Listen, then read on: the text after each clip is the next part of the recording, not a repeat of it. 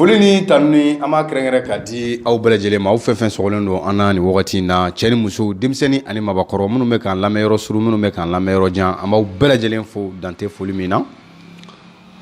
aw minnu bɛ k'an lamɛn Faransi aw minnu bɛ k'an lamɛn Espagne ka d'a kan ninnu bɛɛ bɛ message ci an ma ko jamukan ka d'u ye an b'aw bɛɛ lajɛlen fo dante foli min na an b'aw fɔ aw ɲɛna ko aw bisimila Bamako News sanfɛ ka kunnafoni ɲini ka kɛrɛnkɛrɛn ka di aw ma ladiriya kɔnɔna na n balimaw ni an sigilen an ka jamukan barikalen kɛnɛ kan jamukan min n'an ko a ma ko Don Kibaru ye jamukan ye min bɛ lase aw ma diɲɛ don o don k'a daminɛ 7h la ka taga ni 7h sera jamukan a bɛ latɛmɛ aw ye mɔgɔ min bɛ ka jamukan kɛ aw ye aw balimakɛ n'aw denkɛ Seku Tarawele la grande voix aw bisimila an bɛ dugawu kɛ Ala ka koɲɛ ni sababa bɛn n balimaw ni an sigilen an ka kɛnɛ dɔ ka ko kura ni Ala ka diɲɛ ye kunnafoni camanba de bɛ an bolo bi an bɛna bɔ ka minnu da aw tulo kan k'a daminɛ Mali la Mali kɔnɔ fo ka taa se Mali kɔkanna ma kunnafoni camanba de bɛ an bolo bi an bɛna minnu di aw ma aw ka to lamɛnni na an badenw o dɔ bɛ tali kɛ jumɛn na an ka jamanakuntigi ni o ye général d'armée Asimi Goïta a tun bɛ Bugunikaw fɛ yen ka bɛn ni kari ye a tun taara min na o de ye an ka lithium min dingɛ min bɛ yen o dayɛlɛliba a tun taara o kɛnɛ de kan o hokumu kɔnɔna na badenw min sɔrɔla o la ni Ala ka diɲɛ ye an bɛna o latɛmɛ aw ye n badenw n'o bɔra yen CEDEAO ale ni Mali ni ɲɔgɔn cɛ o ko fana bɛ lahalaya min na bi an bɛna bɔ ka dɔ fana fɔ o la CEDEAO ni AES yɛrɛ sa kɛ Mali Burkina Faso fo ka taa se AES ma o ko bɛ lahalaya min na ni Ala ka diɲɛ ye an bɛna an da don o fana na k'o latɛmɛ aw ye ka d'a kan maa camanba de bɛ yen olu bɛ k'u yɛrɛ ɲininka AES jamanaw olu ni CEDEAO ta a bɛna kuncɛ cogo jumɛn de la donc aw ka to lamɛnni na ni Ala sɔnna an bɛna walawalali caman kɛ aw ye n badenw n'o bɔra yen Cour suprême o procureur ba ale bɔra ka laseli dɔ kɛ min bɛ tali kɛ yuruguyurugu kɛlɛli o hukumu kɔnɔna na k'a daminɛ san 2021 na ni o ye 2021 ye ka na se 2023 ma u sera ka baaraba minnu kɛ yuruguyurugu kɛlɛli o hukumu kɔnɔna na a ye caman fɔ o la an bɛna an da don o fana na k'o fɔ aw ye n badenw a dɔ fana bɛ tali kɛ jumɛn na Algérie ni Faransi ni wagati in na u diminen don ɲɔgɔn kɔrɔ dɛ Algérie ni Faransi u diminen bɛ ɲɔgɔn kɔrɔ bi fo k'a dama tɛmɛ o hukumu kɔnɔna de la Algérie ye Faransi ambassadeur convoqué k'a ɲininka a dalakanw na ni Ala ka diɲɛ ye n badenw an bɛna an da don o fana na k'o walawala aw ye o tuma aw ka to lamɛnni na kunnafoni tɛna kɛ aw si negela ye bi ni Ala ka diɲɛ ye n badenw nin ye an dotɔ ye an ka kunnafoni kɔnɔ ɲan'an ka don jamanakuntigi an b'a fo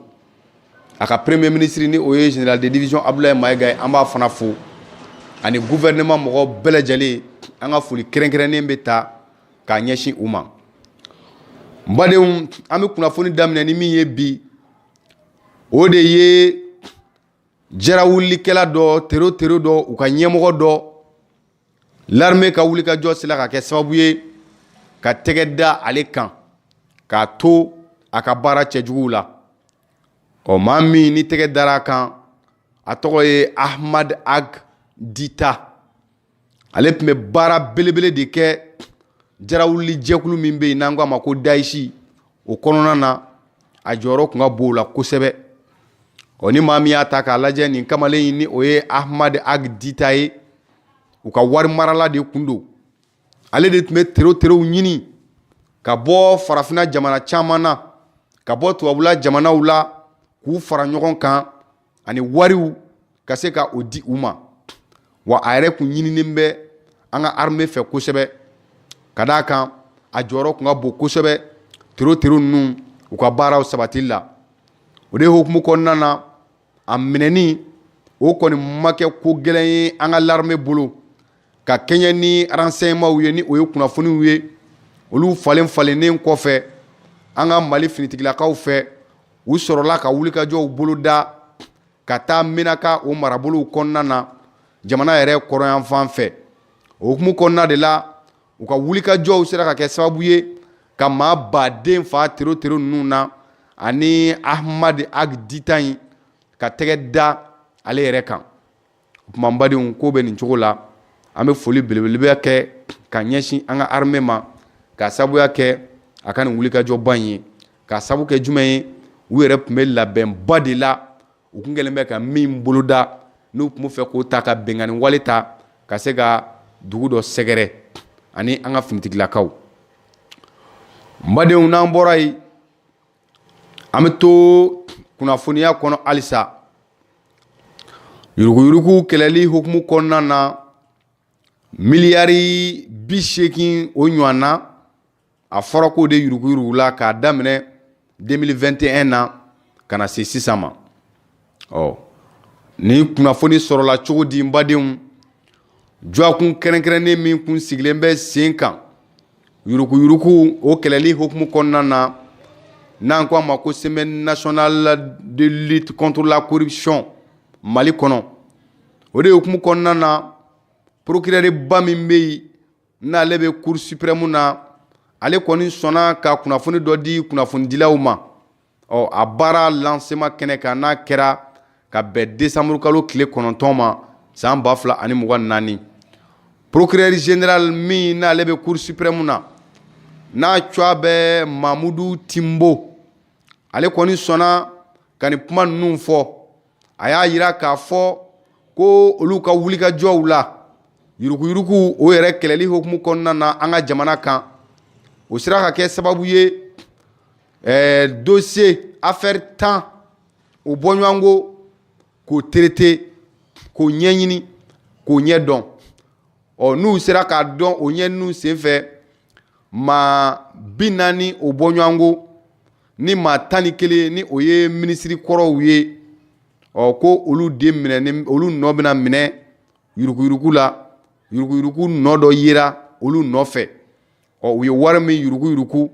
n'i y'a bɛɛ lajɛlen fara ɲɔgɔn kan a bɛ se miliyari 80 ɲɔgɔnna na franc CFA o wari la procureur a y'o fara a ka kumakanw kan o min filɛ nin ye o kojugu min n'a kɛra ni maa ninnu fɛ a bɛ tali kɛ kiiritigɛ kan min na an k'o de ma ko délinquance économique et financière ani a min fana bɛ wele ko faux ani atteinte au bien public n'o bɛ jamana yɛrɛ ka fɛnw tiɲɛni ko fɔ procureur kelen a tilala k'a jira k'a fɔ blanchissement des capitaux o fana b'a la ani favoritisme fo ka taa se prise illégale d'intérêt o fana bɛ a la kiiritigɛkanw don walawala man di an fɛ bamanankan na ka ɲɛ o hukumu kɔnɔna de la a y'a jira k'a fɔ ko wari in bɛ segin a kan tuguni miliyari 80 o bɔɲɔgɔnko ko nka a ko kɛra cogo di jɔn ye hakɛ jumɛn dun k'o tɛna dɔn ko fɔ procès ka kɛ o tuma n'u jɔra kiiritigɛlaw ɲɛkɔrɔ k'u ɲininka u dalakanw na n'an k'a ma ko procès n'o kɛra danganiyaw bɛ sɔrɔ ka sɔrɔ k'a fɔ ko nin walejugu in kɛra u fɛ tigitigi cɔ procureur a y'o kuma fɔ ko n'i y'a ta k'a lajɛ nɔminɛni o sira fɛ maa 40 bɔɲɔgɔnko olu de nɔminɛna olu la ko minisiri kɔrɔ 11 ani ka taa se u jɛɲɔgɔnw ma ni o ye complices ye olu b'a la Mamudu Timbo a y'o fana fara a kan Mamudu Timbo a tilala ka kumakan jumɛn de fɔ a y'a jira k'a fɔ ko waati tɛmɛna yuruguyurugu kɛlɛli anw ka jamana kɔnɔ k'o kun tɛ ko nɔgɔ ye dɛ n'i ko k'i b'a kɛ ko dɔ bɛ don a la k'a bali soit jamana ɲɛmaaw yɛrɛ ka na u sen don a la k'a ko dansira la wali kelen aw ka siran nka Timbo ka fɔ la ko bi kɔni a tɛ ten bilen dɛ ka d'a kan ko maa si tɛ an ka jamana in kɔnɔ ko maga tɛ se ka k'i la n'an ko a ma ko intouchable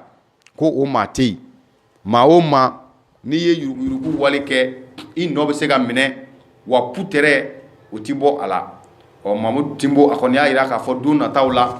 ni maa minnu ni u nɔ minɛnen bɛ nin ko ninnu na u bɛna wele ka jɔ kiiritigɛlaw ɲɛkɔrɔ k'u kiiri ni ka tila k'u kiti o tuma an bɛ dugawu kɛ ala k'a ko ɲɛ ni sababa bɛɛ ni de fɔra n'i ko malikura nin don dɛ n'i ko malikura nin don badenw halisa an bɛ to kunnafoni kɔnɔna na an ye kunnafoniyaw sɔrɔ nin waati na k'a fɔ an ka jamana camancɛ bolo kan badenw ni tɔɲɔni tɛ fila ye ko kelen bɛ ka da santiri mɔgɔw kan k'a sababuya kɛ jarawulikɛlaw ye pays dogon kɔnɔna Bandiagara ani Bankansi ani a dugumisɛnnin minnu bɛ yen badenw an bɛ don min na ko bi n balimaw u tɔɲɔnen don dɛ k'a sababuya kɛ maajuguw ye sabula a bɛ dugu damadɔ a b'o bɔ jarawulikɛlaw n'u taara bin dugu min kan k'a ci ka mɔgɔw bɔnɛ u nin na minɛn min fana bɛ u bolo ka tila ka olu fana bɔnɛ u nin na n badenw o tuma ko nin t'a siɲɛ fɔlɔ ye nin t'a siɲɛ filanan ye waati laban in na nin de ɲɔ ɲɛnen bɛ a mɔgɔ ninnu bolo n badenw o de hokumu kɔnɔna na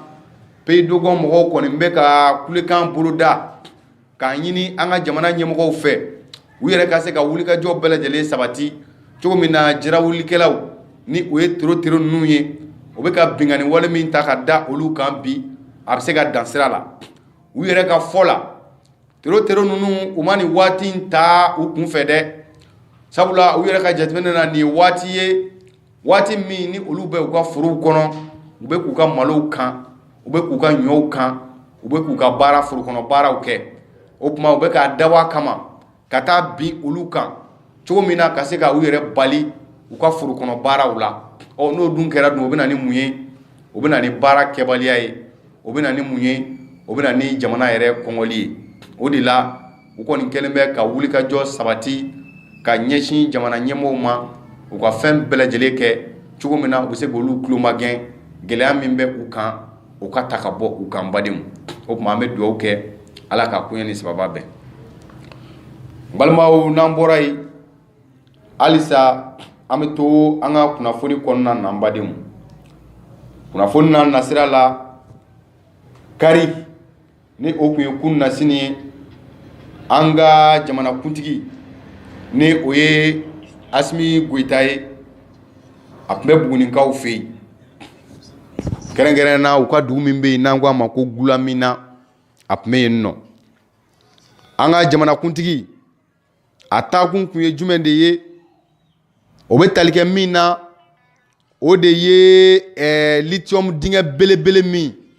n'o yela anw ka jamana kɔnɔna na o tuma ka se ka taa yen nɔ a koromo karili a dayɛlɛli belebele ka t'i sen jɔ o kɛnɛ kan ayiwa a dayɛlɛli baaraw ka olu kɛ o tuma a kunbɛra an ka jamanakuntigi ni o ye général d'armée Asimi Goyita ye a kunbɛla nin yɔrɔ kofɔlen in na ni bonya ani karama bɛɛ lajɛlen ye sabula nin yɔrɔ min filɛ nin ye a bɛna kɛ sababu ye ka baara di denmisɛnnin bayirika de ma yɔrɔ kofɔlen in na i n'a fɔ u yɛrɛ b'a fɔ cogo min na emploi direct et indirect o de ye hokumu kelen kɔnɔna na badenw ayiwa fɛn min ye nin dugu maa ɲɛmaa ninnu ye u yɛrɛ kɔni bɔra u ka folikan kɛrɛnkɛrɛnnen k'o ta k'o ɲɛsin jamanakuntigi ma ka d'a kan a yɛrɛ ye wulikajɔ belebele minnu kɛ cogo min na ko in bɛ se ka kɛ ko sabatilen ye o tuma an yɛrɛ dalen b'a la k'a fɔ nin yɔrɔ in n'a baara daminɛna a ɲɛ 12 ma a bɛna kɛ sababu ye ka camanba bɔ gɛlɛyaw la o tuma ayiwa kɛnɛ in kan an ye min sɔrɔ an ka jɛ an k'o lamɛn o caman bɛ yen o bɛ soma sama bɔ sabula jamanakuntigi a yɛrɛ ye dɔ fɔ ani jamana in marabaw u yɛrɛ ye belebele fɔ an ka jɛ an k'o dɔ lamɛn. Jamana ɲɛmaa ye usine lajɛ ka taa ɲɛ da a sigicogo kan o kɔfɛ usine a bɛna nafa jumɛn lase jamana ma kɛrɛnkɛrɛnnen na an ka Mali furancɛla fanga ɲɛmaa général d'armée Asimi Goyita ka jaabiw lamɛn o kan ɲininkaliw kɛra la Fana Kante fɛ. An bɛ foli bila ni Asimi mankan ye a y'a lamɛn. N'a lamini bɛɛ la k'Ala barika da Ala min y'a to an ye bi to ye bi an bɛ kɛnɛ min kan bi n'o ye Gulamina min ye lithium an b'o koromakali la am go dale bi ni barani sabatira ala ni malonga la ini hukum kunala ni mala ini ka foko ka jamana dugujuro fen na fulu wa ke jamana don sabola odo hukum kunna ay bilika jo chamange matu ka gafe kuragla gafe matu jamana don la ini be sabati o kunna to mena ani shino ay dengan kula ala barakala bi okra latikay ambe folibla jamana don hukum kunala ka folibla bugunina gouverneur amer ana chef de village ana la dato mo bela jeli amina fema ile ma nga soro hukum konna ni jamana tanya ni jamana yugol hukum konna la ni ajete mene milliard kema woro ani bishigi o kan asra musaka bela o musaka no ni ko fere kera ba o bo wala sigana mali bangula o ba to ango jeko gela o lups ku ka baraw ko tan ku ka baraw ke ka nyeto ka sura hukum konna la bang warbe circle mo ko nyonga che abi circle background nyonga che ba to fancham sala siya nga jamana kono folo wori kun tege folo no gi fam fere ga ba o tala sigana nga jamana kono o ko mege wali amma to warbe de sanga bangula men mo na kesi ani milliard kema woro ni bishigi ni fere ka ba o sigana nga bangu kono o ba to nga jeko gela o be saka bara chemange o kun konna mo to jamana bi watu ko mina o fana temene ko na fasoro na fado ko ngasra la no be milliard bino la ni clean wana ma ni ala jakki ngi mesra la o bisa ba wina gudi jamana ma duru o gudi anga ken rewma do beba to anga jamana abisa iri watu mina anya jate mne fana contenu local no sharado na wota o batu barafin ke min kunala mina me fam saka so malla mali opérateur économique o lu debna no mina ye absa ga simay absa ga carburant absa ga toli fam fe na so malla o lu debna no ye o lu no o fen no ye ma to barasa ka to mina ni la je wati jo fo milliard ke men nani wona ma donc a wulu gam langa opérateur économique ma ko souffle abul kene fle ko jijani ko ya daga na tona o te mene fana ko ni ay mini fana nga barado ke mumba to boni na la mini be yirwa to mena o kum kon la milliard muga ni duru o la blendo baraka ma o bisaka ke wol so joli o bisaka ke anga kina so joli o bisaka ke sira glani o bisaka kurangura nyina bole mumba to anga dugula du musaka la fiat ko mena ni ngoni be ke sababu ka do ba gelala atna be bampe ma be chama bola fite jigiya do bura fana sa ko demseni ba fla ngona o ba baraka ya o ni ya jete mena o be doy o temene fana ko anga kenro kan bara minge ni anga antela ka shina ni milliard keme nani dalango baraka ma o ba to munumina ni carburant ye ka shimon sanga tole sang o be ga sabe saw ma to barabe sro mo do ye bara puntala sura ni bala puntala jan o fana temene ko o kanga deme mundu dugu bunan lamina ma do bun beri wat ko nan lamini o kanga be milliard mugan duruma o milliard mugan dula o wasu kanga jola esira kanga glola ani mi kuran kul be kanga ina bo konnalla do berbe ke sababu mi to barako ben ka to mena mun be barasuru nu sura ani ka barako tala jansro ali bi ambe foli ko kum konnalla be foli fana bla ministre min ani ministre financier wolu nga obliga jato be ni ko ngara latigay ka funa fana sisa barade bubulo sisa ku aklito jamana donga akela ni barada ne lifo tabane ali bu ku aklito jamana donga akela mato jamana donga ake obe sabati to mena ani katla malion fo ka munu ka sabala dago ni barafe ba ke bi ni ba ke munu sabali konnalla ni gela be mangambe ni bara sisa ke ali bi akaka mu fuli bla jamana de mela jeli o temene ko fana me fuli bla antela kan ni shinga so itum to ganfu ani katla fuli bla shin jamana be nanu be jangwala bi ere ka boli la shin ani kan jangwala kala ile sanfe ka ke niveau stratégique o ya tu ni bara be no bara ali bi ambe fuli bla malian bela jelna bara robe ko fe kana nala sunama chama bi ngana bo kuma la noy d'accord ni tu anga jamana kuntigi mangain ni oye général Asmi Boitaye mais ali yɛrɛ ka kuma kɔ dugudenw ni o ye gulamina ye a min lithium dingɛ min n'a bɛ ka kɛ olu de ka yɔrɔ la u fana y'u hakilila fɔ an ɲɛna u ka nisɔndiya bɛ cogo di duguden dɔw y'u hakilila di u ye min fɔ an ka jɛ an k'o lamɛn. parce que ni y'a ka mɔgɔ yɛrɛ na se bɛɛ bɛ dɔn bɛ wuli de fo mɛ tɛgɛ ka taa parce que président ɲɛna an ma président ɲana amani mini ɲɛrɛ dɔrɔn kama an bɛ ala fo k'ala barikada ne bi gɔlaminakaw wele u ka bɔ ka fan bɛɛ labɔ ka président kun bɛ président hɛrɛma de ye nin ye depuis n'a fɔra ko Assimi yɛrɛ bɛ ka na Galamɛ lithium yɛrɛ lajɛ vraiment a diyara ne ye kojugu a diyara n ye a bɛnna ma fɛnɛ bon ne yɛrɛ nin bɛ fɔ fɛnɛ bɔ fɛn bɛ na se n kɔ mɔgɔ tɔw fɛnɛ ma u an fɛnɛ bɛ se ka bɔ cogo min na ka Assimi fɛnɛ kunbɛn ka nisɔndiya fɛnɛ yira vraiment o diyara n ye kosɛbɛ. Nisɔndiyaba de bɛ ne la k'a kunbɛn parce que hali k'a da a ye baara caman kɛ mais an mago b'a la yɛrɛ an k'an ɲɛ d'a kan a kɛla ne bolo tare a kɛla n bolo kunnaja ye parce que a ye n bɔ somansi la. An nisɔndiyalen don parce que Galamina an ye usine ye yan nɔ n'o ye lithium ye o fɛnba ye quoi an tilala ka mɛn fɛnɛ ko sini président fɛnɛ bɛ se yan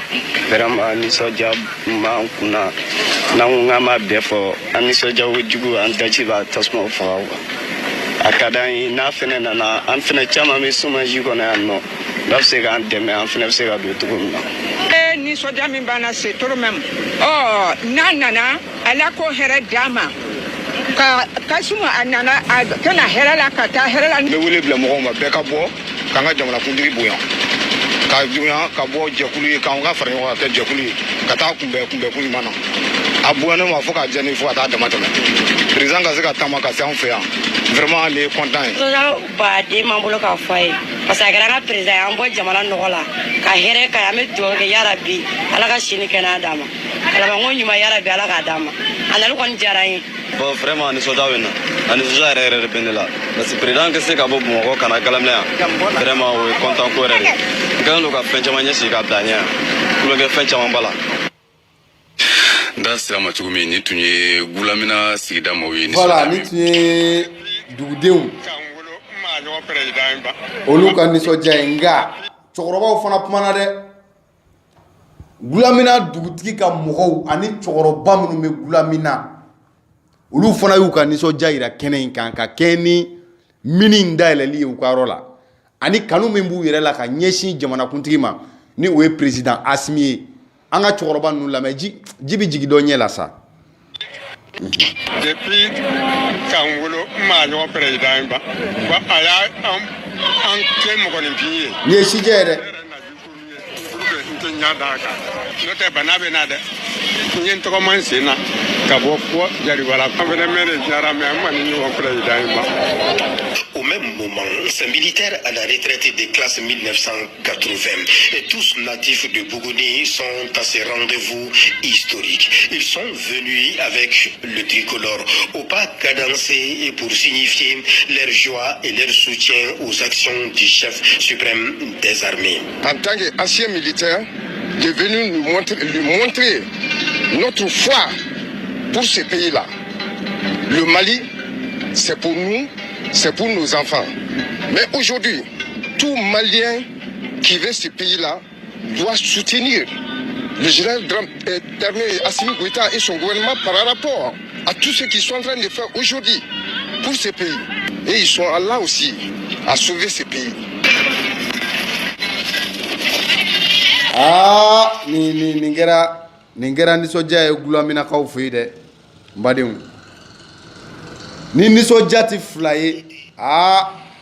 kelen kɛra Gulaminakaw fɛ yen vraiment an kɔni an bɛ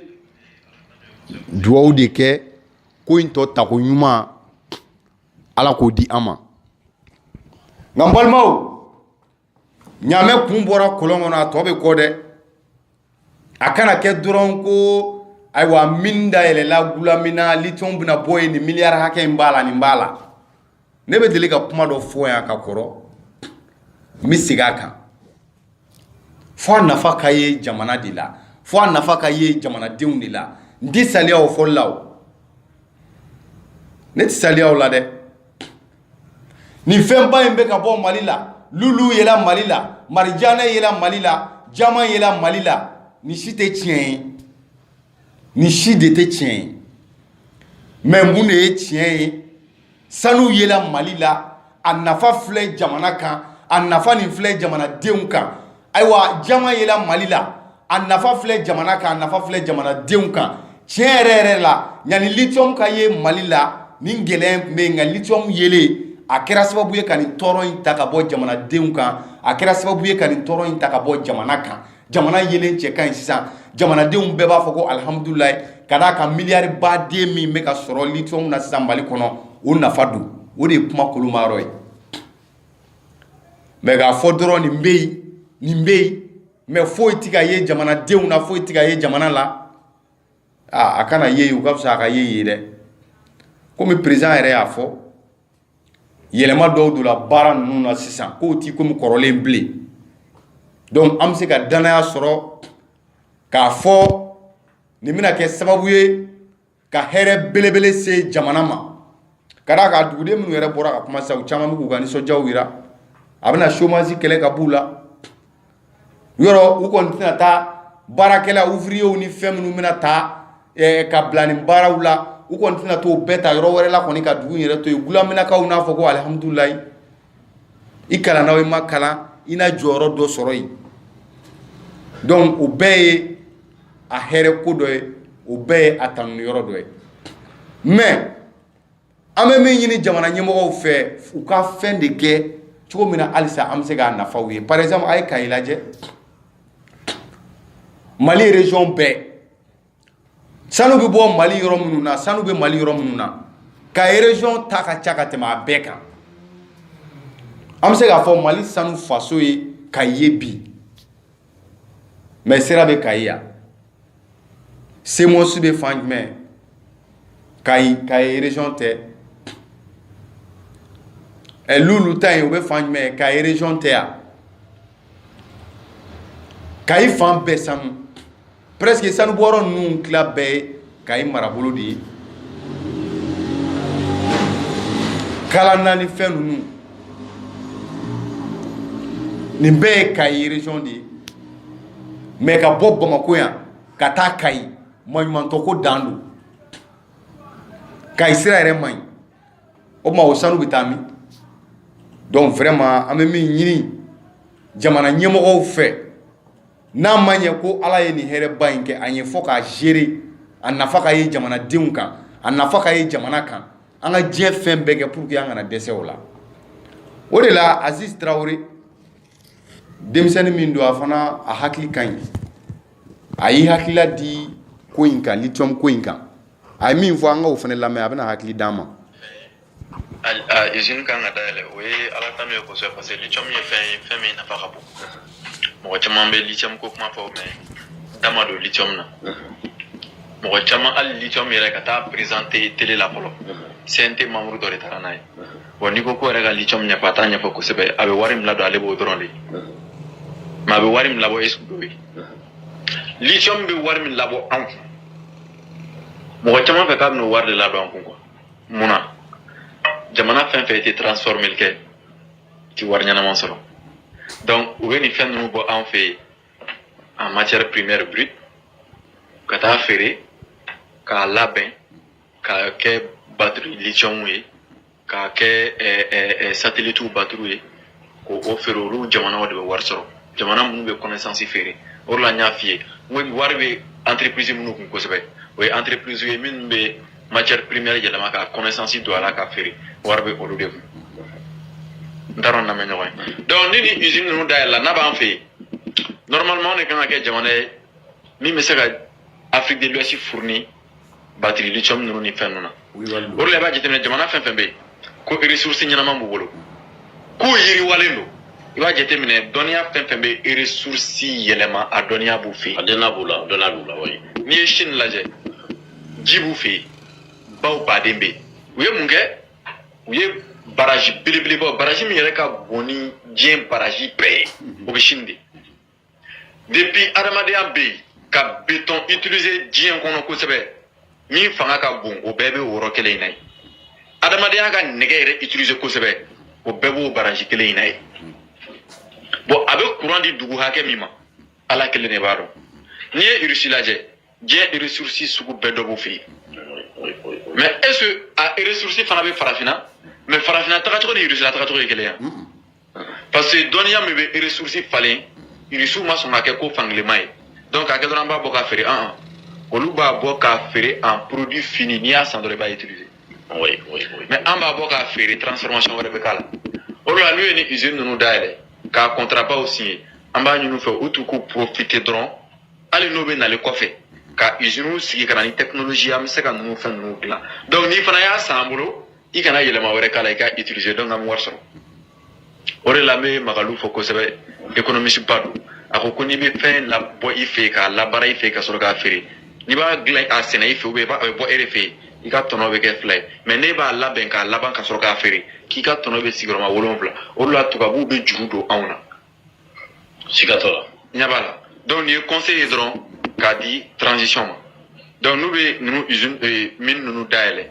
n'u y'a dayɛlɛ u ka fɛɛrɛ kɛ ka se k'a transformer an yɛrɛ fɛ ka kɛ produit fini ye hali u kana dan semi fini ma u k'a kɛ fini ye c'est pourquoi Taïwan ko k'ale tɛ semi-conducteur foyi bɔ en semi fini a b'a bɛɛ bɔ fini k'a feere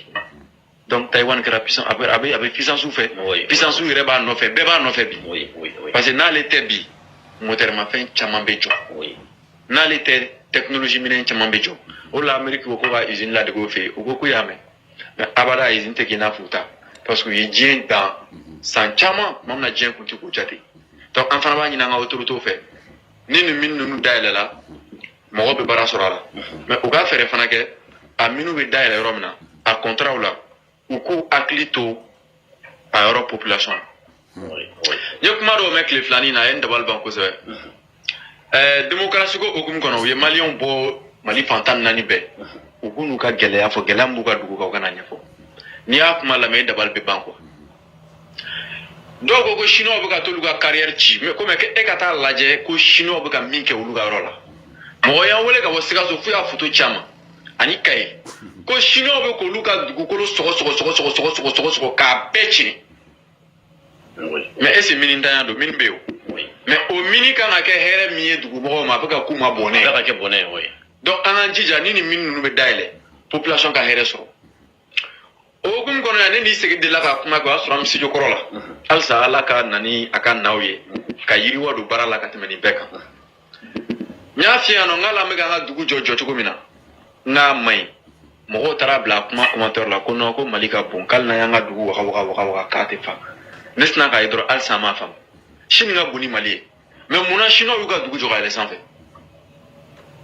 e ka san 200 fara an ni ɲinan kan san 200 o b'a sɔrɔ e ni ne an tɛ yan mɔgɔ bɛ diɲɛ kɔnɔ bi o b'a sɔrɔ o si tɛ yan donc e ko Mbadenw, je pense que a ye faamuyali dɔ sɔrɔ nin kɔrɔfɔ in na Aziz ye min fɔ a tɛ tɛmɛ nin kan min fɔra nin tigitigi de don voilà min fɔra nin de don a tɛ tɛmɛ nin kan a bɔra ka nin min fɔ an ka hakili to nin yɔrɔ fɛnɛ na wa nin de b'a to an ka fɛn ninnu caman bɛ yen u tɛ se k'an bɔ nɔgɔ la nin de don koyi dɔwɛrɛ tɛ nin kɔ tubabuw filɛ nin ye u bɛ fɛn caman na bi anw de sababu don c'est grâce à nous parce que anw de b'a bɔ yan ka taa di olu ma u bɛ tila k'a dilan ka n'a feere anw ma sɔngɔ ba la an bɛ exemple ta jumɛn kan kɔɔri coton bɛɛ b'a dɔn ko coton tɛ ninnu fɛ yen anw de bɛ coton sɛnɛ yan san o san ni Mali ma kɛ première ye classement la Burkina bɛ kɛ premier ye Togo ninnu Benin ninnu bɛɛ ye jɔyɔrɔbaw ta a bɛ doni k'a cɛ ka taa di tubabuw ma sɔngɔ min ka d'u ye u b'a san o la ala an yɛrɛ ta tɛ olu de b'u ka prix fɔ uranium dasilen bɛ Niger nka a bɛɛ bɛ bɔ ka taa n'a bɛɛ ye Faransi uranium bɛ kɛ ka baara min kɛ a dogolen tɛ o marifaw bɛ dilan n'a ye courant bɛ dilan n'a ye mais taa Niger pour que u ka maramafɛnw sɔrɔ k'u ka kɛlɛ kɛ n'a ye maɲumantɔ ko tɛ pour que u ka courant sɔrɔ ka di u ka jamanadenw ma maɲumanko don mais uranium bɛ bɔ olu de fɛ yen ka taa courant dilan tubabu jamana kan Faransi courant ti tigɛ yen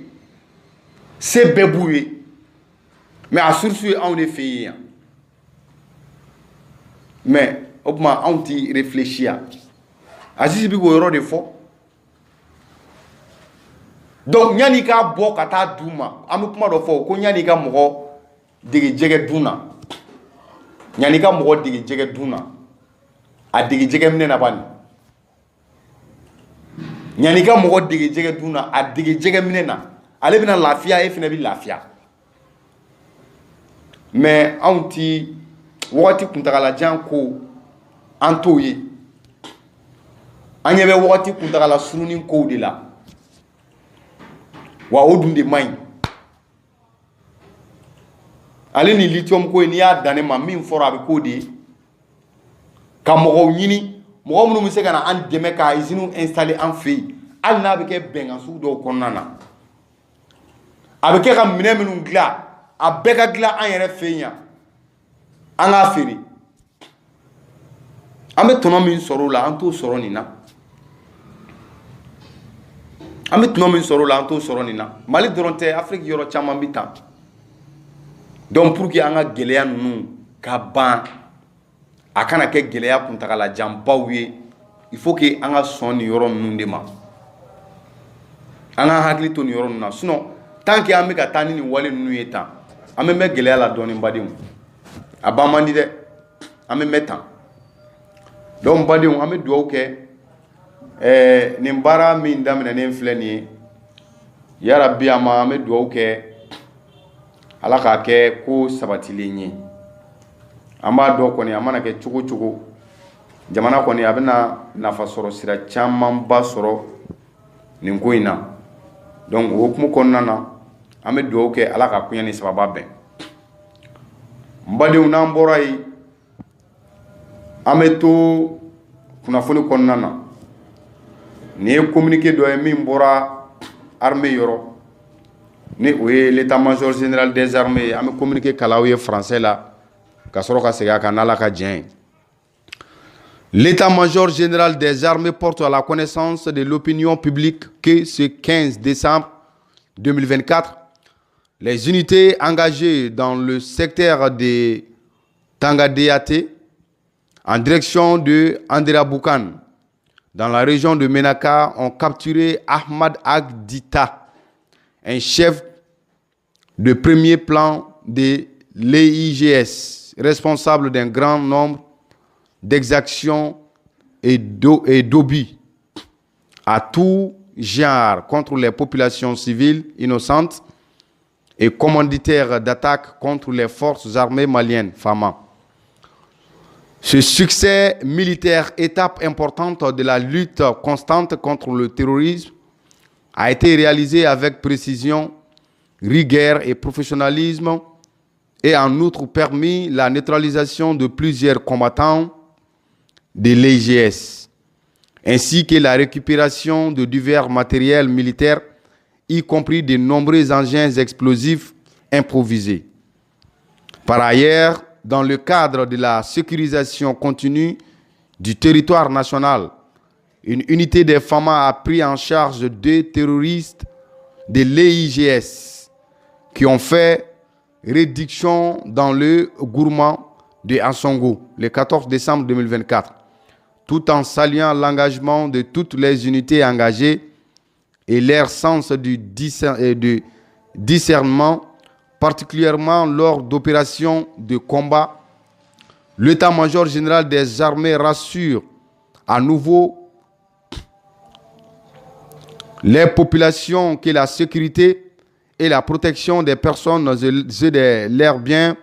sur toute l'étendue du pays reste sa priorité. Mbadenw an kun bɔra ka min fɔ aw ɲɛ kunnafoni daminɛ na o kelen de don kunnafoni kun don mais an tun ma armée yɛrɛ ka communiqué sɔrɔ fɔlɔ donc nin de ye armée ka communiqué ye sisan mbadenw kɛlɛ in tɛ wa a ko bɛ nɔgɔya koyi drone minnu bɛ yen sisan nin ko bɛ ban sisan a bɛ kɛ sugunkan ye sisan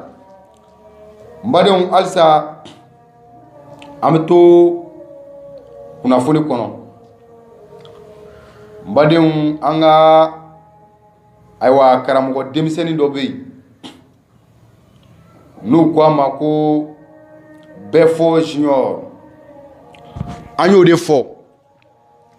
jamana in kɔnɔ yan n'i kɛra baara o baara kɛbaga ye n'i ye ɲuman min kɛ a ka kan an k'o fɔ o de hukumu kɔnɔna na Bɛfo Junior karamɔgɔ bɛɛ fɔ junior mɔgɔw b'a ye réseau in sanfɛ maa caman bi fɛn caman miiri a kan mais mɔgɔ ɲuman don ne delila ka nin kuma fɔ yan o de la karamɔgɔ bɛɛ fɔ junior a ye waleya ɲuman dɔ kɛ a ka kan an k'an da don a la k'a fɔ ka d'a kan ni bɛɛ tun b'a kɛ a ta ɲɔgɔnna ye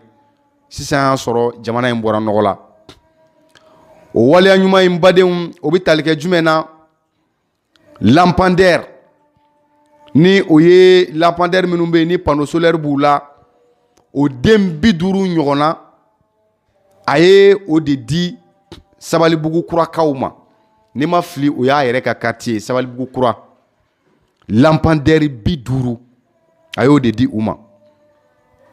a y'a yira k'a fɔ ale ma nin di foyi kama ka d'a kan ale ye maliden ye jamanaden ɲumanya wale yɛrɛ kama ale y'a di o de kama a 50 in na den 20 ɲɔgɔnna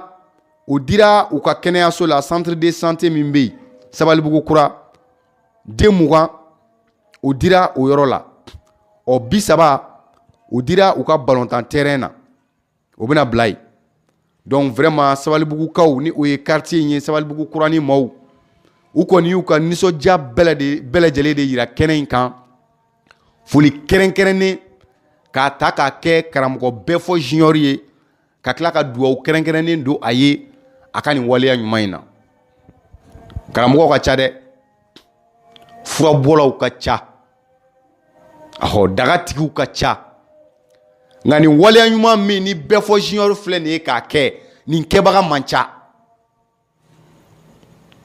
caman bɛ yen u b'a sɔrɔ nka u bɛ se k'a don u yɛrɛ muso n'u denw na n'u kɛnɛmamɔgɔ wɛrɛw ani jeliw ni journalistes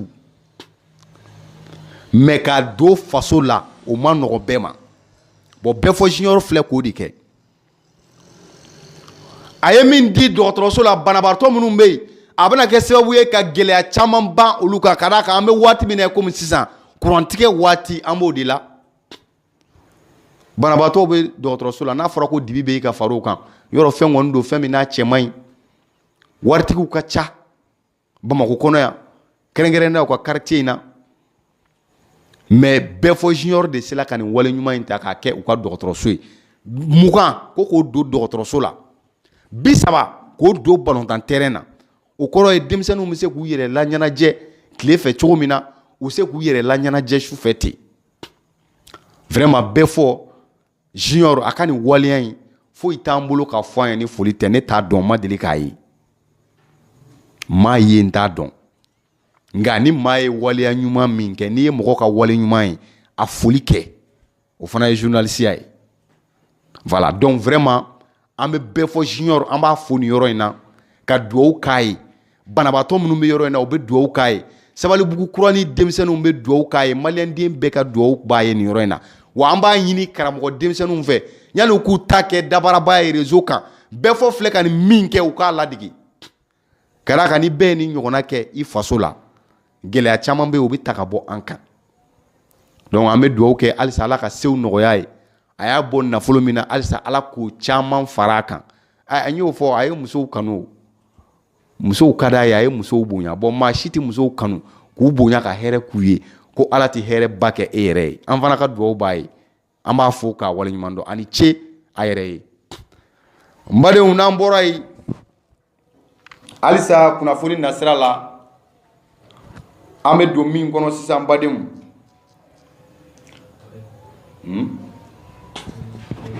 o bɛ tali kɛ min na badenw o ye Faransi ni Algérie an balimaw u diminen don ɲɔgɔn kɔrɔ dɛ ka sabu kɛ jumɛn ye Algérie y'a yira k'a fɔ ko Faransi bɛ ka wulikajɔ bɛɛ lajɛlen kɛ cogo min na ka se ka olu ka jamana k'a déstabiliser ka kɛlɛ la nati u ka jamana kɔnɔna na o de ye hukumu kɔnɔna na n badenw Algérie jamana u ye Faransi ambassadeur min b'u ka jamana kɔnɔna na Faransi lasigiden min bɛ yen u y'a convoqué an bɛ jɛ an bɛ kuma in lamɛn nanzara tubabu dɔw ye reportage k'a kan an ka jɛ an k'a lamɛn amena faamuyali caman sɔrɔ a la faransi ko kɔni. Pour ce nouveau journal.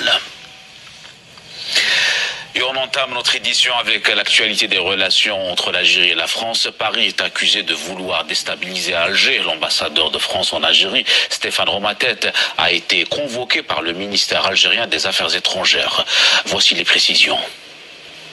Alger a convoqué l'ambassadeur de France suite à la diffusion d'un documentaire dévoilant l'implication supposée des services de renseignement français, la DGSE, dans une campagne de recrutement d'anciens terroristes pour déstabiliser le pays. Ces allégations reposent sur le témoignage d'Aïssaoui Mohamed Amin, âgé de 35 ans, qui s'est récemment confié à la chaîne de télévision Al-24.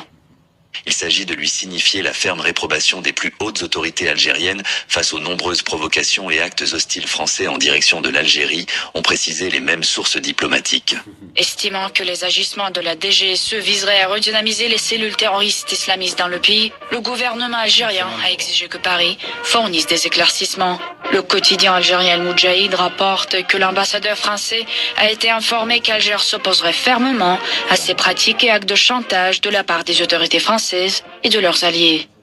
La France officielle joue avec le feu et une rupture unilatérale pure et simple des relations diplomatiques n'est plus à exclure, avec toutes les conséquences qu'une telle décision pourrait avoir sur toute la région. Les relations entre l'Algérie et la France sont au plus mal sur fond de crise au Proche-Orient et de résurgence de la question du Sahara occidental. Ainsi, Alger a rappelé son ambassadeur en France fin juillet dernier, suite à la décision de Paris de reconnaître la souveraineté marocaine sur le Sahara occidental. L'Algérie a également pris sur elle d'affronter Israël sur les terrains diplomatiques et judiciaires, au Conseil de sécurité des Nations Unies, à la Cour internationale de justice et à la Cour pénale internationale. Et pour en parler plus en détail, nous avons avec nous M. Gamal Abina, analyste politique et cofondateur du mouvement des droits civiques, avec nous en direct depuis Paris. Monsieur Gamal Abina, bonsoir, merci d'être avec nous sur RT en français. Alors, est-ce qu'on est en train d'assister à un nouveau chapitre de discorde diplomatique entre Alger et Paris? Et jusqu'où peut aller cette nouvelle forme de dissension entre les deux pays? Oui, vous observez effectivement qu'il y a un problème entre Alger et Paris, qui est d'ailleurs finalement très récent. C'est depuis la reconnaissance de la souveraineté par le Maroc et par la France du Sahara occidental pour les Marocains. Ça a dégradé très rapidement la relation, mais il se trouve aujourd'hui effectivement que cette dégradation a été accélérée par tout un tas d'affaires. L'affaire Bouraoui qui a été exfiltrée de Tunisie, une pseudo-franco-algérienne, alors qu'elle est algérienne, pour être récupérée par les terroristes français. Donc c'est déjà qu'il y a des coups étranges. Ensuite, on a l'affaire de l'ambassadeur Driancourt qui passe son temps à casser les chiffres sur le dos de l'Algérie, l'affaire Sansal, l'affaire Kamel Daoud, une multiplication d'affaires, et la chaîne AL24, avec laquelle d'ailleurs je travaille régulièrement, a sorti un dossier qui est extrêmement dangereux ou douteux dans la relation entre les deux pays. Effectivement, c'est une dégradation qui s'accélère, et ce qui est intéressant, et il faut le rappeler, c'est plus important à mon sens, c'est que les tenants et aboutissants sont souvent portés par des gens d'extrême droite, parce que je rappelle que l'affaire Sansal, c'est un type qui travaille avec l'extrême droite, que Kamel Daoud, c'est pareil, officier au point, qui a une tendance très extrême droite, ou droitière au moins, et surtout que l'ambassadeur, l'ex-ambassadeur de France, se met 2 fois à Alger, Xavier Driancourt. Bon, est-ce qu'il y a antenne tout le temps? Parce que, balma ñoo de fo na jejugu laban ñoo ko bla de do kuy. Jejugu laban ñoo ko bla de do. Jejugu laban ñoo ko bla de. Oh, Algérie ni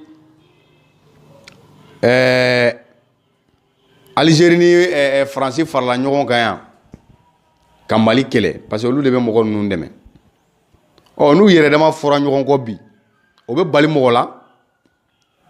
O ti bali mo la de. Donc vraiment mbalmaw ame duwaw ke ala ka kununu ni sababa ben. Ay wa mbadion ame ko inda tuguni mi o te here de here te kadaka ma kiri karanunu wuli lembe u ka ko la u ye cheni do do kuna o communiqué de bambolo ya utara bin dugu do kan ka mɔgɔw fagai tero nu ka mɔgɔw faga fo ka faga cogo juguya donc an b'a kuncɛ n'o communiqué an b'a kala français la ka sɔrɔ ka tradi aw ye avis nécrologie. C'est avec une profonde douleur que nous avons appris l'attaque terreau du village de Ségué ce dimanche 15 décembre 2024. Suite à cette attaque, nous avons perdu notre papa, Messier Athanas Somboro, père de feu abbé Laurent Somboro, et 6 autres hommes avec beaucoup de dégâts matériels. À quand la fin de cette désolation? À quand la fin de ces bains de sang? Oui, notre secours est dans le nom du Seigneur.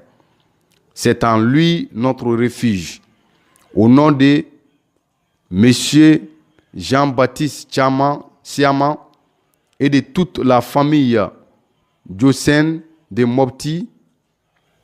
nous présentons nos condoléances à la paroisse de Ségué et à toutes les familles durement éprouvées. Communion des prières pour le repos de leur âme et union des prières pour toutes les populations de Ségué et environnants. Que par la miséricorde de Dieu, les âmes des fidèles défunts reposent en paix. Que Marie, notre mère, nous aide à garder l'espérance. Sévaré le 15 décembre 2024. Balma on ye magari ko de koy. Utara bini mo gon numunu kan nu tie chrétien de do kumbu ka ala batula. Katu soro église la uye mo soro uyu be faga. Uye mo soro uyu be faga. Famille be. Uye famille be faga. Vraiment nin ko ninnu bɛ ka kɛ ala ɲɛna an bɛ ko in an b'a yira ala la wa an b'a dɔn ala b'a kiri don dɔ ni ala ka diɲɛ ye donc badenw an sera ka min sɔrɔ ka di aw ma ka bɛn ni bi tarata ye décembre kalo tile 17 o de kɛra nin ye la jamukan lasera aw ma Seku Tarawele fɛ la grande voix an bɛ dugawu kɛ ala ka sini yira na an bɛ ɲɔgɔn